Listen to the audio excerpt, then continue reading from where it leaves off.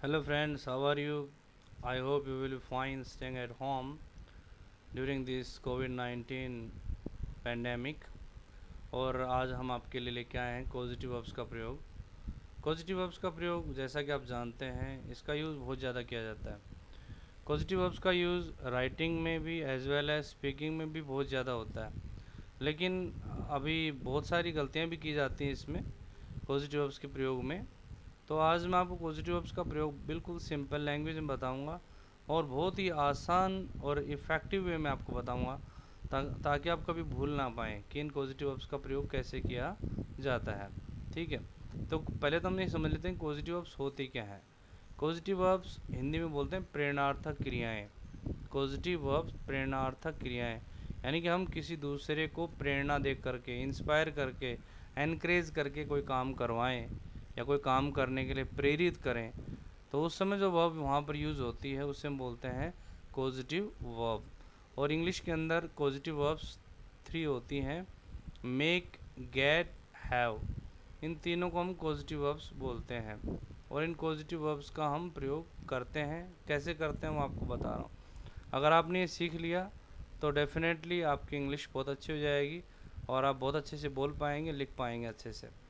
देखिए positive verbs में जैसे कि मैं आपको बोलूँ कि वह मुझे समझता है, वह मुझे समझाता है, तो बहुत सारे पता स्टूडेंट क्या गलती करते हैं, वो मुझे समझाता है, ही अंडरस्टैंड्स मी, इस तरीके से वो वाक्य बनाते हैं, ही अंडरस्टैंड्स मी, लेकिन ऐसा नहीं होता है। इसके लिए हम बनाएंगे ही मेक्स मी अंडरस्टैंड। ठीक है, तो इनका कैसे यूज़ करते हैं वो देखते हैं। तो लेट्स बिगिन।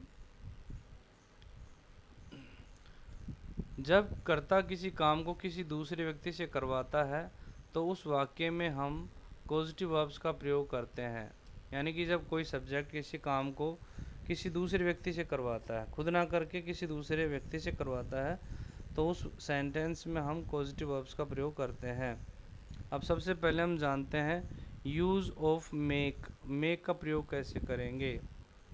जब किसी वाक्य में काम को तथा करने वाला और करवाने वाला दोनों उपस्थित हों तो हम मेक का प्रयोग करते हैं। यहाँ पर एक बात हमें बिल्कुल क्लियर याद रखना है कि जब किसी सेंटेंस के अंदर जो काम को कर रहा है और जो काम को करवा रहा है दोनों ही प्रेजेंट हों, in that case will use make.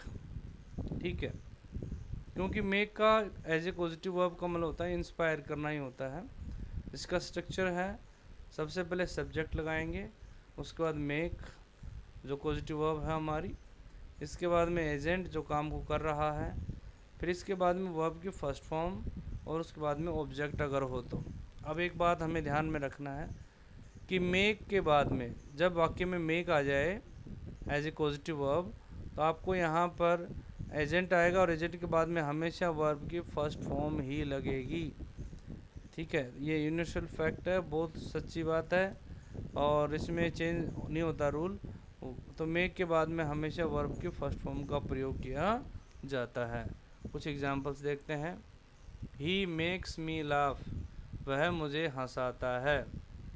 कई पता क्या करते हैं, कई बना देते हैं कि ही लाफ्स मी, ऐसा नहीं होता है। ही मेक्स मी लाफ, वह मुझे हंसाता है। ही मेक्स मी अंडरस्टैंड, वह मुझे समझाता है। तो अंडरस्टैंड भी फर्स्ट फॉर्म है, लाफ भी फर्स्ट फॉर्म है। She makes me run a race, वह मुझसे रेस करवाता है। They made me Singh a song, वह मुझसे गाना गवाता है। Now look at the sentence structure.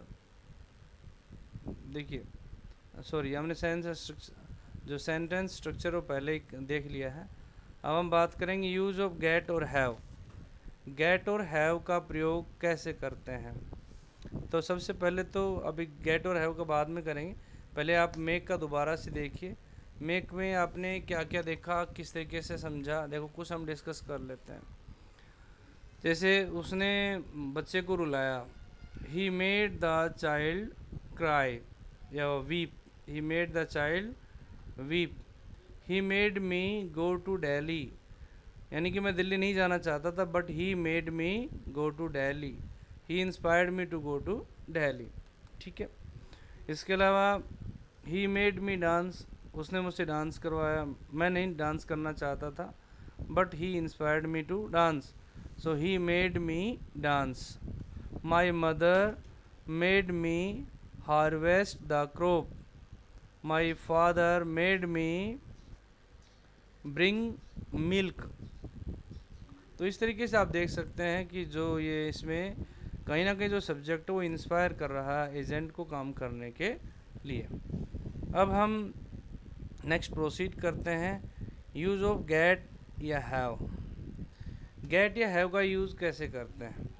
जब किसी वाक्य में काम को करने वाला अज्ञात हो, अननोन हो, या उसका जिक्र ना किया गया हो तथा काम हो जाए, ऐसे वाक्य में हम गेट या हैव का प्रयोग कर सकते हैं। कहने का मतलब क्या है? मेक में तो क्या था कि दोनों प्रेजेंट होते हैं, काम को करने वाला और करवाने वाला। लेकिन गेट और हैव में थोड़ा सा चेंज हो गया। इसमें क्या है कि काम को करने वाला अज्ञात रहता है, हमें नहीं पता काम किसने किया, लेकिन काम हो गया। तो ऐसे सेंटेंस में और काम को करवाने वाला भी रहता है लेकिन करने वाला नहीं होता।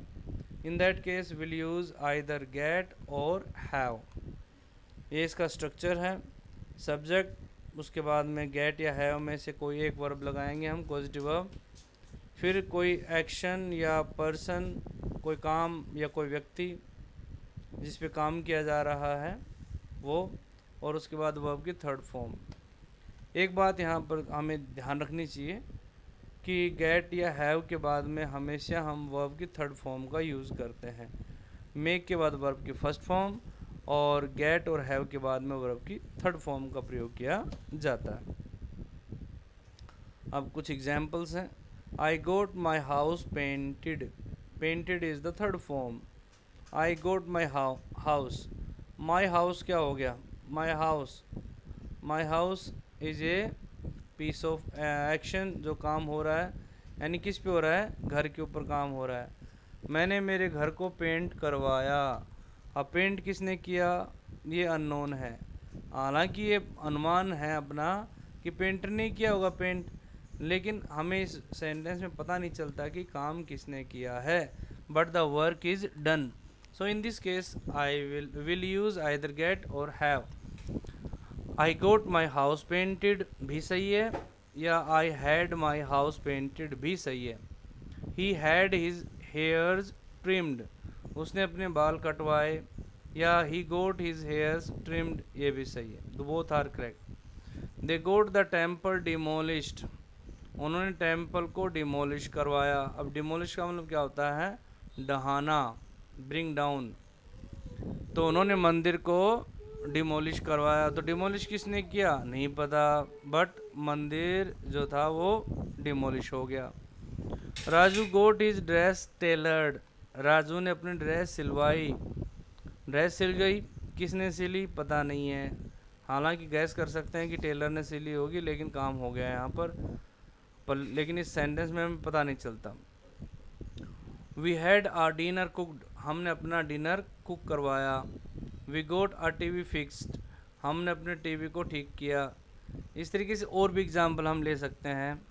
जैसे हम कहें कि I got my shoes mended, I got my mobile phone repaired, I got my books bound, और we can say I got my dresses आयरनड, ये भी हो सकता है। I got the table cleaned, I got my bike repaired. तो इस प्रकार से सेंटेंसेस हैं जिससे हमें पता चलता है कि यहाँ पर हम इन पॉजिटिव वर्ब्स का यूज़ करना है और कैसे करना है वो मैं आपको बता चुका हूँ। आई होप कि आपको अच्छे से सब कुछ समझ में आया होगा। अगर फिर भी आपको कोई डाउट्स रह गए हों तो आप मुझे कॉल करके पूछ सकते हैं। And my mobile number is 9996279380। Okay, I am ready at your service. What ever you queries you will raise, definitely you will be given the right answer. Okay, और आप कमेंट बॉक्स में मुझे बताएंगे एक सेंटेंस मैं आपसे पूछ रहा हूँ, अगर आपको पता हो तो, कि मैंने राजू को उसकी गलती का एहसास करवाया। दोबारा से पूछ रहा हूँ आपसे, मैंने राजू को उसकी गलती का एहसास करवाया। इस सेंटेंस को हम कैसे बनाएंगे? और एक दूसरा सेंटेंस और है आपके लिए जो कि आपको करना है। जब से जब से मेरी एक टांग खराब हुई है, जब से मेरी एक टांग खराब हुई है, मैं चल फिर नहीं पा रहा हूँ। जब से मेरी एक टांग खराब हुई है, मैं चल फिर नहीं पा रहा हूँ। तो ये दोनों सेंटेंसेस आपके लिए एज ए होमवर्क हैं। आप कमेंट करके और वहाँ पर इसका आंसर दें, ठीक है? तो थैंक यू सो मच।